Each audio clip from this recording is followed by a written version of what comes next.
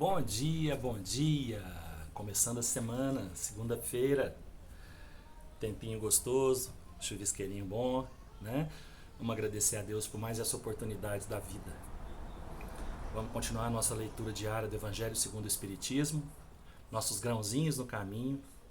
E hoje, capítulo 22, Não separeis o que Deus juntou. Indissolubilidade do casamento. Os fariseus vieram também a ele para tentá-lo, dizendo-lhe: é permitido a um homem devolver sua mulher por qualquer causa que seja? Ele lhes respondeu: não lestes que aquele que criou o homem desde o princípio os criou macho e fêmea, e que foi dito: por essa razão o homem deixará seu pai e sua mãe, e se ligará à sua mulher, e não farão mais os dois senão uma só carne? Assim eles não serão mais dois, mas uma só carne. Que o homem, pois, não separe o que Deus juntou. Mas por que, pois, disseram-lhe, Moisés ordenou que se desse a essa mulher, à mulher uma carta de separação e que fosse devolvida? Ele lhes respondeu: foi por causa da dureza do vosso coração que Moisés vos permitiu devolver vossas mulheres. Mas isso não foi desde o princípio. Também vos declaro que todo aquele que devolve sua mulher, se não for em caso de adultério e esposa outra, comete adultério. E que aquele que esposa a que um outro devolveu, comete também adultério. Não há de imutável senão o que vem de Deus. Tudo que é obra dos homens está sujeito a mudanças.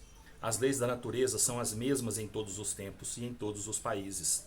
As leis humanas mudam segundo os tempos, os lugares e o progresso da inteligência.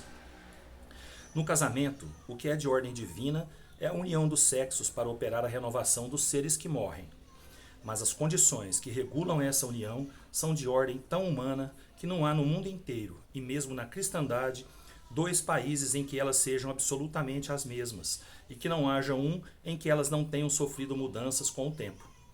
Disso resulta que, aos olhos da lei civil, o que é legítimo num país em uma época é adultério num outro país e noutro tempo. Isso porque a lei civil tem por objetivo regular os interesses das famílias, e esses interesses variam segundo os costumes e as necessidades locais. É assim que, por exemplo, em certos países, só o casamento religioso é legítimo. Em outros, é preciso também o casamento civil. Noutros, enfim, só o casamento civil basta. Mas na união dos sexos, ao lado da lei divina material, comum a todos os seres vivos, há uma outra lei divina imutável, como todas as leis de Deus, exclusivamente moral e que é a lei de amor. Deus quis que os seres estivessem unidos não somente pelos laços da carne, mas pelos da alma, a fim de que a afeição mútua dos esposos se transportasse para seus filhos e que eles fossem dois em lugar de um, a amá-los, a cuidá-los e fazê-los progredir. Nas condições ordinárias do casamento, foi levada em conta essa lei de amor? De nenhum modo. O que se consulta não é a afeição de dois seres que um mútuo sentimento atrai um para o outro, uma vez que o mais frequentemente se rompe essa afeição. O que se procura não é a satisfação do coração, mas a do orgulho, da vaidade e da cupidez, numa palavra, de todos os interesses materiais. Quando tudo está bem, segundo esses interesses, disse que o casamento é conveniente. E quando as bolsas estão bem combinadas, disse que os esposos o estão igualmente e devem ser bem felizes. Mas nem a lei civil, nem os compromissos que ela faz contrair podem suprir a lei do amor, se essa lei não preside a união. Disso resulta que frequentemente o que se une à força se separa por si mesmo, que o juramento que se pronuncia ao pé do altar torna-se um perjúrio se dito como uma fórmula banal. Daí as uniões infelizes que acabam por tornar-se criminosas, dupla infelicidade que se evitaria se nas condições do casamento não se fizesse abstração da única lei que o sanciona aos olhos de Deus, a lei de amor. Quando Deus disse: vós não sereis senão uma mesma carne, e quando Jesus disse: vós não separareis o que Deus uniu, isso se deve entender da união segundo a lei imutável de Deus, e não segundo a lei variável dos homens. A lei civil é, pois, supérflua, e é preciso retornar ao casamento segundo a natureza? Não, certamente a lei civil tem por objetivo regular as relações sociais e os interesses das famílias, segundo as exigências da civilização. Eis porque ela é útil, necessária, mas variável.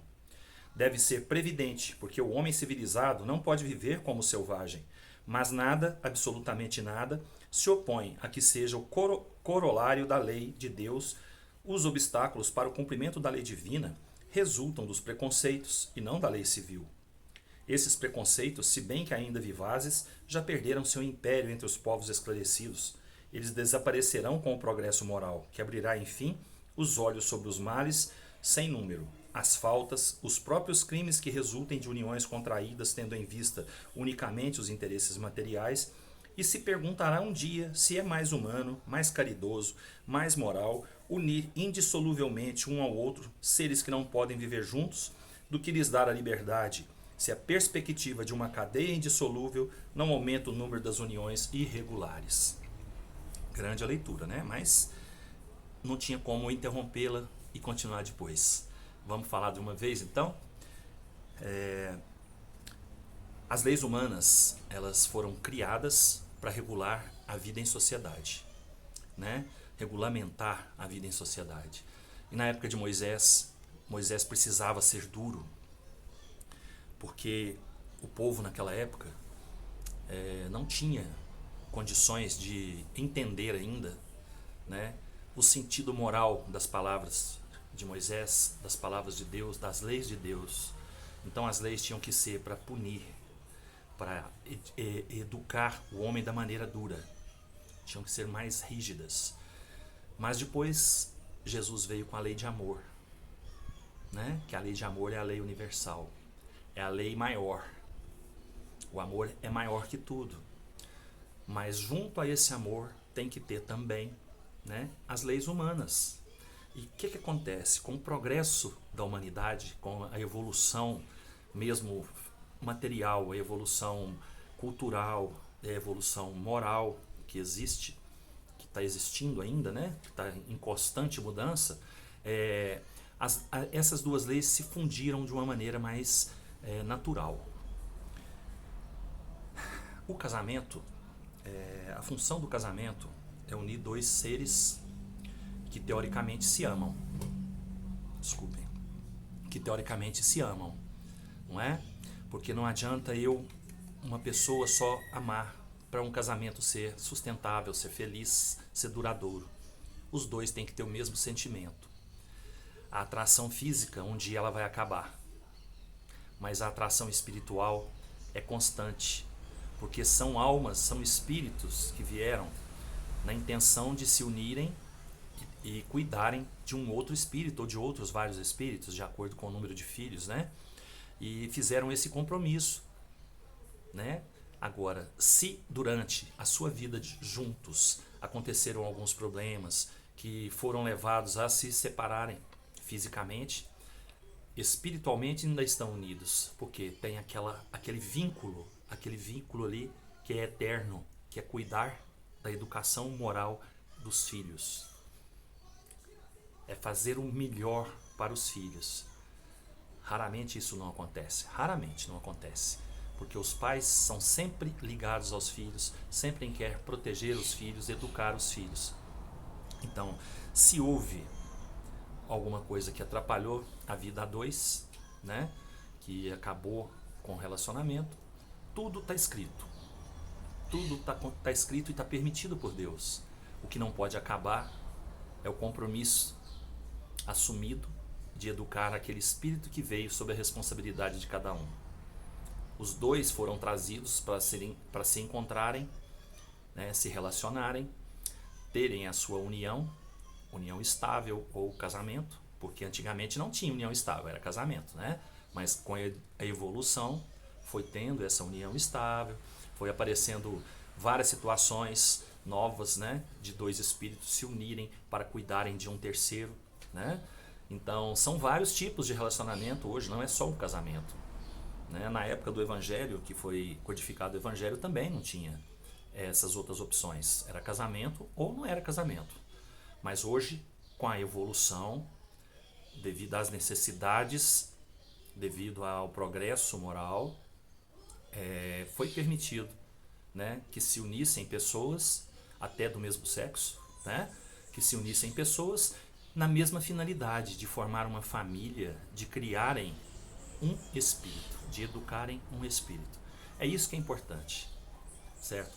Se houve a separação física, a separação humana, é porque houve algum motivo que levasse a isso. Mas a separação espiritual, ela não termina nunca. Ela vai estar junto. Essa separação não vai acontecer nunca, desculpem. Porque eles vão estar juntos no compromisso que fizeram. Isso é que é importante, tá? Então, o homem não vai dissolver nunca o que Deus criou, o que Deus juntou. Se Deus juntou dois espíritos para cuidarem de um ou de vários outros, isso não vai acontecer nunca, essa separação.